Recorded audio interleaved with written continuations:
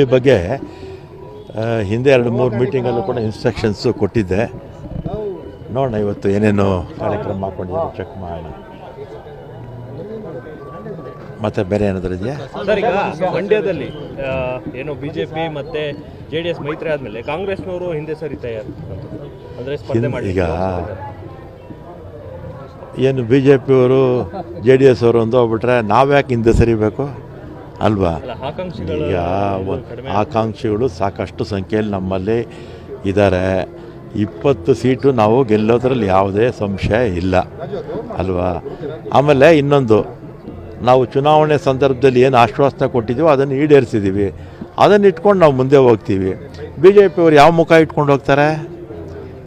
ಯಾವ ಮುಖ ಇಟ್ಕೊಂಡು ಹೋಗ್ತಾರೆ? ಅಂದರೆ ಪ್ರಮುಖವಾಗಿ ನಿಖಿಲ್ ಕುಮಾರಸ್ವಾಮಿ ಸ್ಪರ್ಧೆ ಮಾಡ್ತಾರೆ ಅಂತ ಆದಮೇಲೆ ಅವರೆಲ್ಲ ಫುಲ್ ಹಿಂದೆ ಸರಿತಾ ಇರ್ತಕ್ಕಂಥದ್ದು. ಈಗ BJPನಲ್ಲಿ ಯಾರು ನಿಂತ್ಕೊಳ್ತಾರೆ, JDS ಯಾರು ನಿಂತ್ಕೊಳ್ತಾರೆ ಅದು ನಮಗೆ ಬೇಕಾಗಿಲ್ಲ.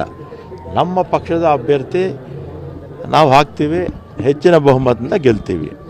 ಮಂಡ್ಯನ ಎಲ್ಲ ರಾಮನಗರ ಗೆಲ್ತೀವಿ, ಎಲ್ಲ ಕಡೆನೂ ಕೂಡ ಗೆಲ್ತೀವಿ. ಸರ್, ಈಗ ಸಿದ್ದರಾಮಯ್ಯನವರ ಮಗ ಯತೀಂದ್ರ ಏನಿದ್ದಾರೆ, ಅವರು ನಿನ್ನೆ ಒಂದು ಸ್ಟೇಟ್ಮೆಂಟನ್ನು ಕೊಟ್ಟಿದ್ದಾರೆ. ಅವ್ರ ವಿರುದ್ಧ ಇನ್ನೂ ಹೈಕಮಾಂಡಿಗೆ ದುಡ್ಡು ಕೊಟ್ಟಿಲ್ಲ, ಆದರೆ ಹರಿಪ್ರಸಾದ್ ವಿರುದ್ಧ ಮಾತ್ರ ದುಡ್ಡು ಕೊಟ್ಟಿದ್ದಾರೆ ಅನ್ನೋ ಕೇಳ್ಕೊತೀನಿ. ಅದೇ ನನಗೆ ಗೊತ್ತಿಲ್ಲಪ್ಪ, ನಾನು ಪೇಪರಲ್ಲಿ ನೋಡಿದೆ ಅಷ್ಟೇ. ಯತೀಂದ್ರ ಸಿದ್ದರಾಮಯ್ಯನವರು ಅಂದರೆ ಸಿದ್ದರಾಮಯ್ಯನವರು CM ಆಗಲಿಕ್ಕೆ 5 ವರ್ಷ ಹೋರಾಟ ಮಾಡಬೇಕಾಗಿದೆ ಕಾಂಗ್ರೆಸ್ನಲ್ಲಿ ಅಂತ ಈಗ ಅದ್ರ ಬಗ್ಗೆ ನಾನು ಪ್ರತಿಕ್ರಿಯೆ ಕೊಡೋದು. ಚರ್ಚೆಗೆ ಬಂತು ಅಂತ ಸರ್? ಈಗ ಅವ್ರನ್ನೇ ಕೇಳಿ ನೀವು, ಯತೀಂದ್ರ ಸಿದ್ದರಾಮಯ್ಯ ಅವ್ರನ್ನೇ ಕೇಳಿ. ಅದು ಆ ರೀತಿ ಮಾತಾಡೋ ಅವಶ್ಯಕತೆ ಇಲ್ಲ ಅಲ್ವಾ? ಅವಶ್ಯಕತೆ ಇಲ್ಲ. ಹಿಂದೂ ರಾಷ್ಟ್ರ ಆದ್ರೆ ಪಾಕಿಸ್ತಾನ ಮಾದರಿಯಲ್ಲೇ ಕೂಡ ದಿವಾಳಿ ಆಗುತ್ತೆ ದೇಶ ಅಂತ ನೀವು ಅವ್ರನ್ನೇ ಕೇಳ್ರಪ್ಪ.